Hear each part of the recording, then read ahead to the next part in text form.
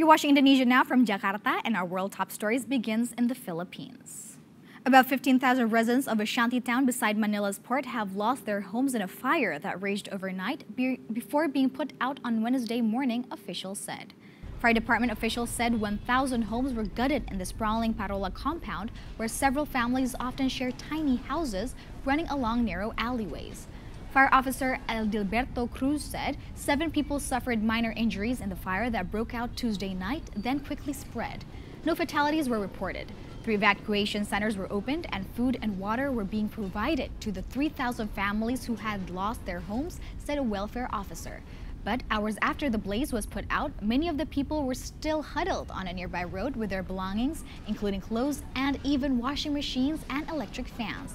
The fire snarled traffic, blocking delivery trucks going to and from the port. At least 20 people have been confirmed dead and over 40 injured after a suicide bomber blew himself up next to the gate of the Afghan Supreme Court in the capital Kabul on Tuesday. The bomb went off near an entrance to the Supreme Court sometime at 4 p.m., just as many employees were getting off from work. Investigations confirmed the incident to be a suicide terror attack. Head of Criminal Investigations for Kabul police said that most of the wounded and killed were civilians.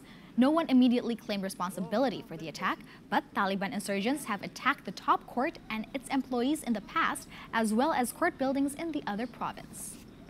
Days of intense rain in northern Peru have left 25 dead and 39 hurt as floodwaters devastate towns without proper drainage systems and overwhelm cemeteries.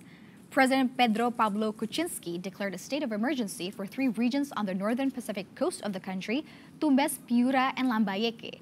Out of the 3, the Lambayeque region, known as the Pre-Inca Archaeological Center, has been the hardest hit.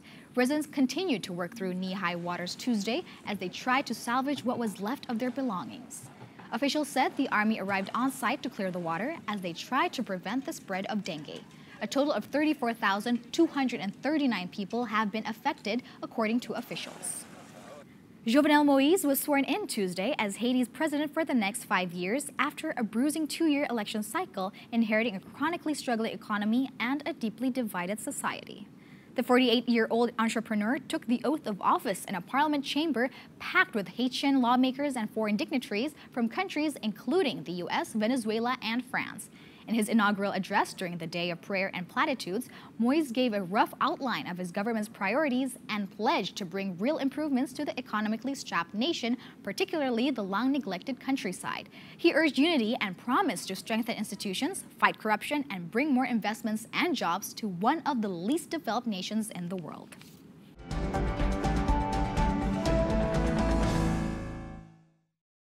This morning on Indonesia Now, we meet with Iman Usman, CEO and co-founder of ruangguru.com, a startup company that focuses on education. I started our chat by first asking him how he founded Indonesia's future leaders with his friends in college.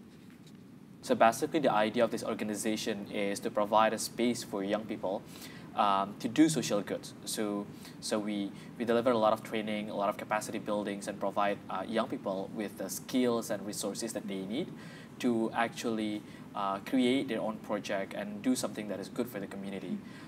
So right now, the organization is still running. I'm just supervising as the board of the organization, but I think since the inception in 2009, we have, I think, reached out to over 100,000 young people through so many different programs across Indonesia. And for all of your works and your activities during the past, you have received many awards, including the Youth Recognition Award from the United Nations in 2011. Tell us more, what does this award mean to you, and what can you deliver to the people, including the youth, especially the youth? I think I'm just so humble and privileged to be recognized and to be acknowledged for the work that I did in the past. And I think the credit goes not only for me, but also for the people that I work with. And I think this awards is a form of testament towards what young people in Indonesia can actually do to the community. And I hope these awards can also inspire more young people to actually do good for the community.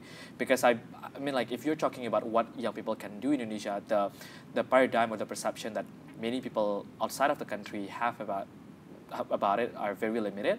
And I think these awards will provide more rooms for people, particularly outside of Indonesia, to see what this country can actually do, not only just for, to solve the problems that we have domestically, but also what can we do to solve the global problems that we have right now. What do you think is needed? What kind of breakthrough is needed to improve Indonesia's education and also its culture? I think if you're talking about how can we actually improve the quality of the teachers, we need to basically go back quite a few steps before. It begins from how we recruit teachers, how we educate teachers, how we train teachers, how we provide incentive and monitoring and evaluation to the teachers. So there's so many things that we can do. And another thing that I think also important is the fact that we need more data-driven policies. I think working with the local government have provided me with a lot of exposure of how a lot of government at the local provinces have no overview whatsoever about what is happening in the classrooms, and a lot of policies and programs that are coming from them are mostly random because they don't have baseline, they don't have data to begin with. So I think having the data and being able to optimize and utilize the data will be the key. You are now running this startup company, Ruangguru, and you have many challenges ahead of you. Yeah. And you have also visited Silicon Valley last year, Yeah. the Google Launchpad Accelerator. Can you tell us what did you learn there, and did you implement anything that you have learned, and how so? Yeah, one of the key learnings that we have is that we have been able to learn and access a lot of resources from truly the best of the best in the field. So we learn about new techniques and user experience designs. We learn about new technology or tools that we can actually apply to improve our products, new marketing strategies. So a lot of different things. But for me personally, I think going to Silicon Valley last year provided me with a chance to step outside for a while from the hecticness that we have here in Indonesia.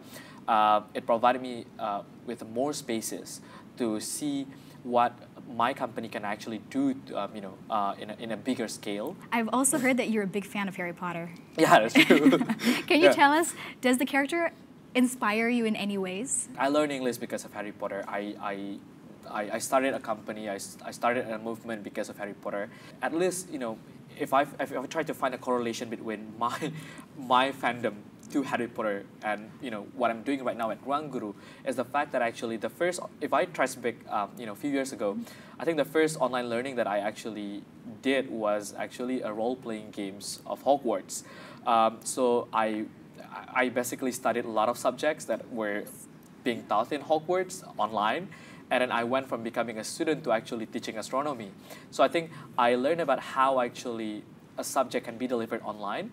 And then even not only just a student, but also how can I actually teach online, which I think inspired me doing ruangguru right now. What is your hopes and visions for Indonesia's youth and education?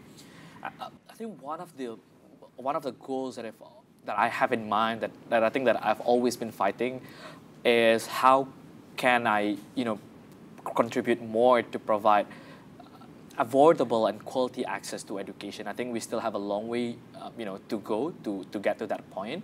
And I think ruangguru is just one of the forms of my contribution, and I think there are a lot more coming.